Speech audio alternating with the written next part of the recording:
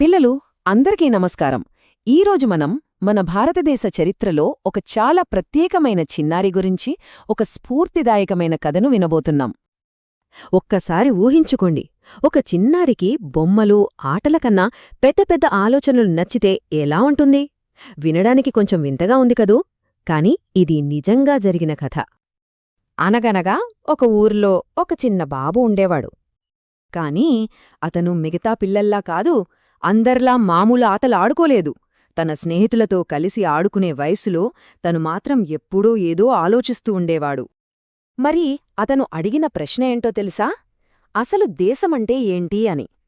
చూడండి, ఆడుకోవాల్సిన వయసులో ఇంత పెద్ద ప్రశ్న అడిగాడంటే ఆ బాబు ఎంత ప్రత్యేకమైనవాడో కదా.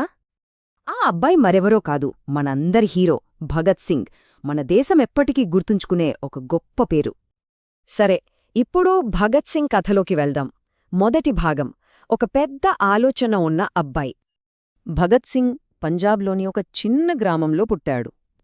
అప్పటికీ మన భారతదేశం ఇంకా స్వేచ్ఛగా లేదు. వాళ్ళింట్లో వాళ్ల నాన్న, తాతయ్య అందరూ దేశాన్ని ప్రాణం కంటే ఎక్కువగా ప్రేమించేవాళ్లు. వాళ్లు దేశం కోసం చేసిన త్యాగాల గురించి నిజమైన కథలు వింటూ భగత్ సింగ్ పెరిగాడు. మరి ఆ కథలు తనని ఎలా మార్చాయో చూద్దామా? రెండవ భాగం, ఒక వీరుడిని తీర్చిదిద్దిన కథలు. అంత చిన్న వయసులోనే అతను తన తండ్రి దగ్గరికి వెళ్లి ఇలా అడిగాడు: నాన్నా, మన దేశం మనది అయినప్పుడు అది మన చేతుల్లో ఎందుకు లేదు అని.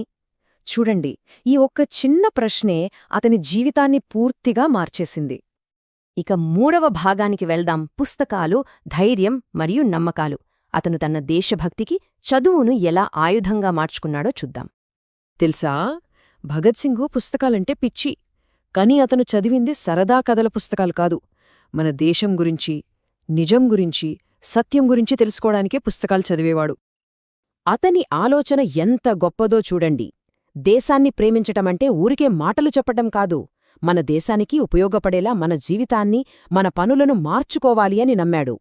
ఈ నమ్మకంతోనే అతను ధైర్యం, నిజాయితీ లాంటి మంచి లక్షణాలను నేర్చుకున్నాడు. ఇప్పుడు అతని జీవితంలోని అత్యంత ముఖ్యమైన భాగానికి వచ్చాం. అదే అతని నిర్భయమైన లక్ష్యం. భగత్ సింగ్కు తన జీవితంలో 3 స్పష్టమైన లక్ష్యాలుండేవి. 1. ఎంత కష్టమొచ్చినా భయం లేకుండా నిజం చెప్పాలి. 2. ఎక్కడైనా అన్యాయం కనిపిస్తే ధైర్యంగా ఎదుర్నిలబడాలి. 3. తన గురించి ఆలోచించే ముందు దేశం గురించి ఆలోచించాలి. ఇది పాటించి ప్రజలందరినీ మేల్కొలపాలి అనుకున్నాడు. అతను చాలా కష్టమైన నిర్ణయం తీసుకోవాల్సి వచ్చింది. ఒకవైపు అందర్లా సుఖంగా, సంతోషంగా బ్రతికే అవకాశం, మరోవైపు దేశం కోసం పోరాడే కష్టమైన దారి. అతను సుఖాన్ని కాదని ఒక గొప్ప ఆశయం కోసం దేశ సేవనే ఎంచుకున్నాడు. తన జీవితంలో ఎన్ని కష్టాలొచ్చినా అతను ఎప్పుడూ భయపడలేదు. ఎందుకంటే తన మనసులో ఎప్పుడూ ఒకటే మాట ఉండేది: ఈ గొప్ప దేశం ముందు నేను చాలా చిన్నవాడిని. అతని ధైర్యం, అతని వినయం ఎంత గొప్పవో కదా. ఇప్పుడు చివరిగా చాలా ముఖ్యమైన భాగానికి వచ్చాం. ఇంత గొప్ప వీరుడైన భగత్ సింగ్ కథ నుండి మనం ఏమి నేర్చుకోవాలో చూద్దాం. భగత్ సింగ్ నుండి మనం నేర్చుకోవాల్సినవి చాలా ఉన్నాయి.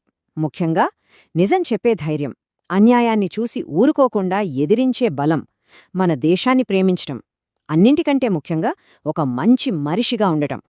దేశసేవ అంటే పెద్ద పెద్ద పోరాటాలు చేయడమే కాదు.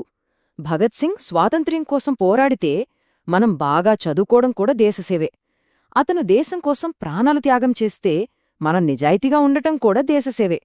అతను లక్షల మందికి స్ఫూర్తినిస్తే మనం మన పక్కనున్నవాళ్లకు సహాయం చేయడం కూడా దేశసేవే. పిల్లలు, ఒక్క విషయం గుర్తుంచుకోండి, భగత్ సింగ్ కూడా ఒకప్పుడు మనలాంటి చిన్నపిల్లాడే. కాని తన పెద్ద ఆలోచనలతో చరిత్రలో నిలిచిపోయాడు. ఎవరైనా సరే పెద్ద ఆలోచనలు చేయవచ్చు, ఎందుకంటే మంచి పిల్లలే ఒక మంచి దేశాన్ని తయారు చేస్తారు. ఇదే భగత్ సింగ్ మనకు చెప్పిన అసలైన కథ.